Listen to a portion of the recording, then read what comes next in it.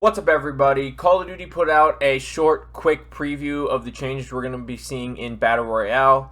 So I'm going to go over this very short blog post. One thing they did highlight again was the one-shot snipers and clarified a little more. And so either skip to when I'm done talking about this or just hold on while I get through this and I'll give you what I think is going to be the best loadout for one-shot snipers. Obviously, we don't know how the FMJ Invictus or whatever they're calling it, whatever they're calling the intervention. We don't know how that's going to compare. But right now it would be between the MCPR, the Victus, and the FJX, whatever they're calling it, which we'll get to in a second. And I think the Victus is best. I got 2 Victus loadouts, 1 for each map. So stick to the end if you want to see what my thoughts are for the best one-shot sniper loadout, so you can drop in tomorrow and just start one-shot sniping people. So they said, hello, Warzone community. With Season 3 just around the corner, we wanted to provide more detail on some of the exciting Battle Royale updates and features you can look forward to ahead of our full patch notes, which, as usual, by the way, this will be linked down below if you want to check this out for yourself. We've been listening to your feedback and reviewing the trends in Battle Royale pacing carefully. When we talk about pacing, we think of the heartbeat of each match. We want suitable downtime to allow for looting and loadout acquisition, and then the highs of combat engagement. There's a delicate balance here, and we don't feel we have struck that yet, and that's where Season 3 comes in. Pacing requires the review and consideration of a number of variables spanning time to kill. Hopefully we'll get a longer time to kill, whether that's more health or just overall damage reduction across the board. Weapon damage, armor values, movement mechanics, defensive tools, outplay opportunities, and much more. So hopefully we're getting time to kill change, like I said, whether that's more health or reduction in global damage. Weapon damage that could be connected to the time to kill. Same thing with armor values. And then we have movement mechanics, defensive tools, outplay opportunities, and much more. Defensive tools are going to be more stuff probably like your claymores, your prox mines, suppression mines, cluster mines, which hopefully they get rid of. Stuff like that that helps you hold down and lock down an area. And that doesn't really connect to the outplay opportunities, but the movement mechanics and the time to kill certainly do. So hopefully we're seeing a revamp of a lot more stuff than they've teased so far. It's vital, therefore, that the adjustments we make to these elements are evaluated carefully, not just in isolation, but also the impact they have across the entire Battle Royale experience. With these findings and player feedback top of mind, Season 3 brings an array of updates. Below is just a snapshot of the many changes coming this season, so remember to look for our full patch notes tomorrow just before the update. So, they already put out the roadmap, they put out a tactical overview. I'll link the videos I made in the blog post of those down below. And then, of course, I'll have a patch notes video tomorrow, and I'll link this and those two as well below that. So you're always as informed as you can be, whether it's your first video or the 100th video that you've watched from me. Pacing. Improvements to the core of Battle Royale includes a reduced delay time between circles closing towards the mid-game. So that time in between circles, the actual circle time, is going to be shorter. The addition of more ammo caches and buy stations. That's good, so you can re-up your ammo quicker. Buy stations, which hopefully they revamp the buy stations to make the menus better. Just give us the old buy stations. And buy stations and areas to support regain the late game, as well as the inclusion of UAV towers to provide intel and encourage more combat engagement opportunities.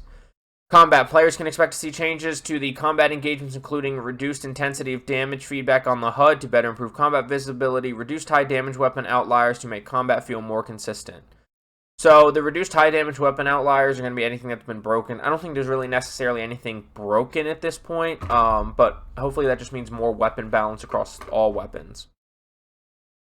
After testing in our St. Patrick's Day event, we are adding one-hit down snipers to create added variety in combat playstyles. Bolt-action snipers equipped with explosive ammunition will be able to down enemies with one-shot kill. The MCPR 300 has also had explosive ammunition added to its progression. So, pretty sure that's just going to be the Victus, the MCPR, and then the new FJX, whatever they're calling it. It's the intervention. A number of equipment and kill streak rebalances are coming to the season, including a bomb drone update, so the bomb drones will be back. And hopefully that also includes cluster mines and stuff, so that it will no longer one-hit down and can instead support flushing and or pushing an enemy squad. So the bomb drone, you might be able to go in there and crack armor or get people to run out of a building, whatever it's going to be, but it won't be a one-hit down anymore, which is certainly nice. Another big one, movement and traversal. Movement will now feel more dynamic and fluid, due in part to improvements to mantling over objects or through windows, with slight adjustments to sliding and diving responsiveness, in addition to redeploy drones to better enable rotation opportunities. I still think, and hopefully they're just not talking about it here, that we need a movement speed increase just a little bit. The mantling will certainly help. I would love for them to put a setting to just get rid of wall hangs. I hate the wall hang. I never just want to hang on a wall. I either want to mantle over or up onto what I'm hanging on, or it's an accident when I'm trying to jump through a window and there's like a overhang on it. And then improvements. Quality of life remains an area of continued focus for the Warzone 2.0 team, with Season 3 being no exception. Among the vast array of improvements are the inclusion of elevation arrows to the TAC map, help players better locate the objects, and the incoming killstreak banner has been raised to sit further from the aiming reticle to offer cleaner sightlines. They should also shrink the killstreak banner. I think they did that in Warzone 1, and I don't even think it should be banner. Just put text on the screen and then don't have the banner going across, personally. The elevation arrows are nice. It should show where contracts and stuff all are. And I don't know what would be on the map besides contracts for it to show, but even if it just shows the contracts elevation, that helps a lot. Looking ahead in Warzone 2.0 Ranked, we'll be sharing more information on Massive Resurgence, Plunder, Warzone Ranked, and more in-season content in the coming weeks. So everything that's coming mid-season, we won't really get any information in the patch notes, essentially what they're saying. In the meantime, we are here at Infinity Ward, Raven Software, and our partners at Treyarch, Sledgehammer Games, High Moon Studios, Beanox, Demonware, and Activision are working to bring you the best that Call of Duty has to offer. We're all looking forward to the many seasons ahead of us and seeing you on Mazrah, Ashika Island, and the Gulag multiplayer, or wherever else you may be playing. It's kind of cruel to put the Gulag in there, even though, yeah, people come to the Gulag every game. But, so, that's a little preview to the update they gave us. Like I said, I'm going to go ahead and jump into Warzone and give my one-shot sniper loadout options, just if you want to try these out, so you can just jump right in. Obviously, attachments could change depending on the update and stuff tomorrow, and it could turn out the new sniper is going to be way better than the other two existing bolt-action snipers. So we're going to just go with the Victus for now, but things could change, but the Victus will be able to one-shot headshot once you jump in tomorrow. So here we have the Mazrah loadout.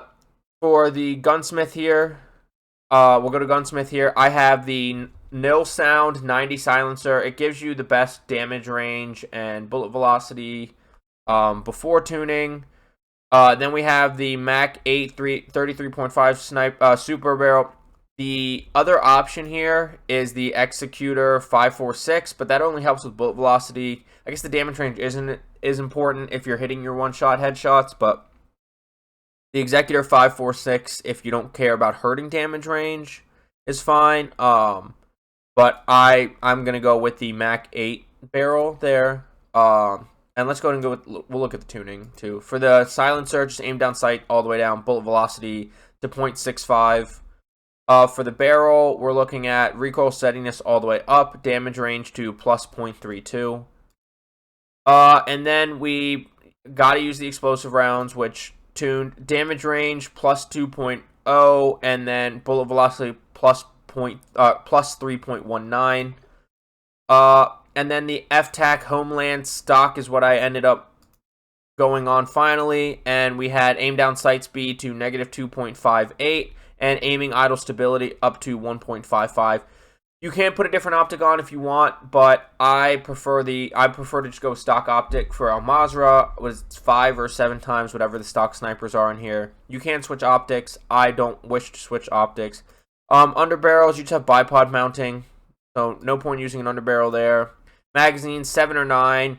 It's not worth the 2 extra bullets or the 4 extra bullets to not have better bullet velocity, better damage range. The laser here, which I actually forgot to go over, gives you aiming stability and ADS speed, which I do have tuned here to sprint fire speed negative 0.39 because I'm not worried about aiming and walking when I'm sniping. And then aiming idle stability up to plus 44.42. I'm not as worried about aim down sight speed on Mazrah. You also could have considered a rear grip. You can get help with flinch resistant. And so I would either do that or the Bruin Q900. I'm not really worried about recoil control on a bolt action sniper. So those are the 2 grips.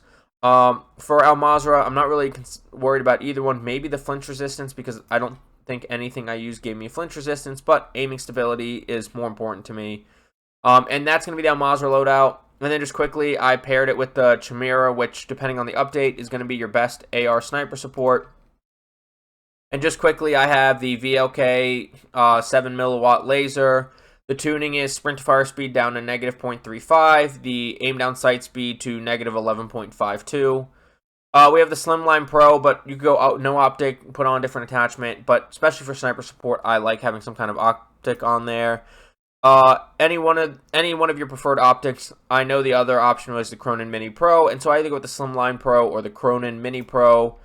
For the Slimline Pro, I have the tuning at negative 2.13 for ADS speed, and then position all the way far out. Then we have the TRX 56 stock. We're tuning it to aim down sight speed, negative 2.32, and aim walking speed all the way over at negative 2.25.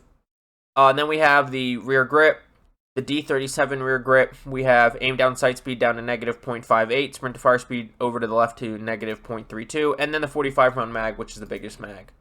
Then from there, we can look at the loadout I have for Ashika Island.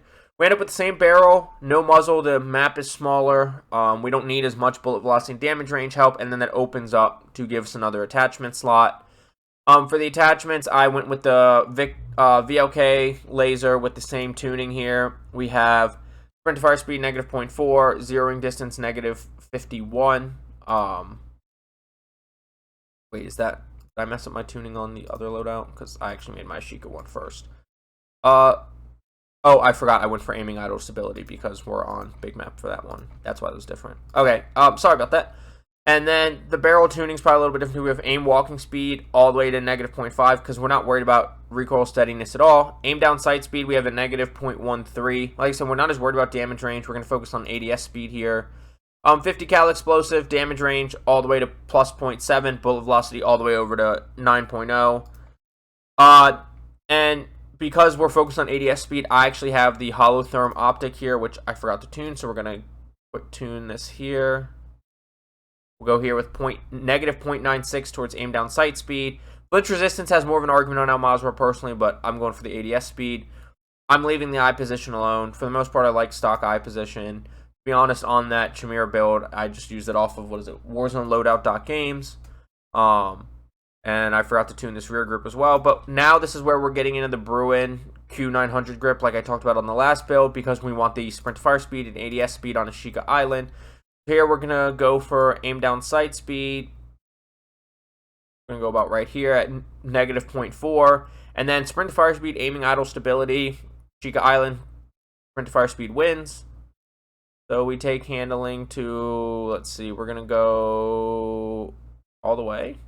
Now we're going to go to negative 0.37. And that's going to be my Ashika Island build. Once again, the optics, whatever you want. If you want to leave the stock optic, go for it.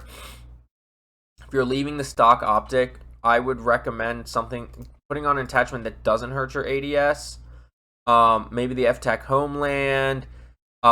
Maybe the XRK Bullseye. Probably go with the XRK Rise 50 if you're going to leave the stock optic. Helps aim down sight speed, helps sprint speed, helps crouch movement speed. That's probably the one I would go with if you're going to remove the stock optic. For me, Ashika Island, I'm taking the ADS speed of removing the optic, but if you wanted to go a different route here and you want the stock optic, switch to the XRK Rise 50, go aim down sight speed to about negative 3.1, and then we're going to go to the aiming idle stability to plus 1.11, and that's how that's going to look. So, awkward cut in here. I actually forgot to put in my Vaznev loadout that goes with the Victus for Ashika Island, so this is quickly getting cut in, and then of course it's going to weirdly cut after. So I did pair the Vaznev with the Victus. It's got good range for an SMG, better than the MP5. Good SMG. So as long as it doesn't get touched, this will be the good sniper support for it too. This loadout, minus the minor change of not having a stock and having an optic on here, is one that I got off of Warzone Loadout.games. And this is their close range. This isn't their sniper support one. Just the changes from stock to optic. But so for the muzzle, Bruin Cubic Comp is the muzzle. The aim down sight speed tuning is negative 0.57, and then gun kick control plus 0.28. For the FSS OLEV laser, we have negative 0.37 to sprint to fire speed, and then negative 37.84 to ADS speed. For the optic, We have aim down sight speed negative 2.03, and then I just left the eye position. Of course, that's all going to be personal preference, unlike the other stats that you can tune. Then we have the true tack, rear grip, and we have aim down sight speed negative 0.55 and sprint to fire speed negative 0.17, and then the 45 round mag, of course. And so now cut back into the rest of the video. Those are the loadouts. If you want to just jump right in and run the Victus tomorrow. I didn't build an MCPR because I'm going to either just immediately level up the new sniper, or I'm going to go right to the Victus because I do prefer the Victus over the MCPR. And the MCPR, depending on patch notes, might be better. But that's that until tomorrow, and we'll have to see how that works out. But thank you so much for watching. I really appreciate whether you watched the whole video, you skipped around, you skipped just to the loadouts, whatever. I appreciate you spending any time on the channel, whether it's your first time, whether it's your millionth time. Appreciate any time spent here. And like I said, that blog post will be linked down below if you want to check that out for yourself. And along with that being linked down below, I'm also going to have all my social medias. I pretty much just stream on Kick now, so Kick's linked down below. Twitch is also linked down below, so follow me there. I'm going to be playing the update from about an hour after it comes out. I'll be live all the way until I can't take it anymore, until I got to go to bed. And then I also have TikTok and Instagram linked down below, which I post on usually about 4 to 5 times a week. And then also my Twitter link down below, which is just random whatever I feel like tweeting about, retweeting, whatever. But feel free to check all those out below. And I will see you tomorrow on Ashika Island in Mazrah. Get frying. Have a good day. Bye.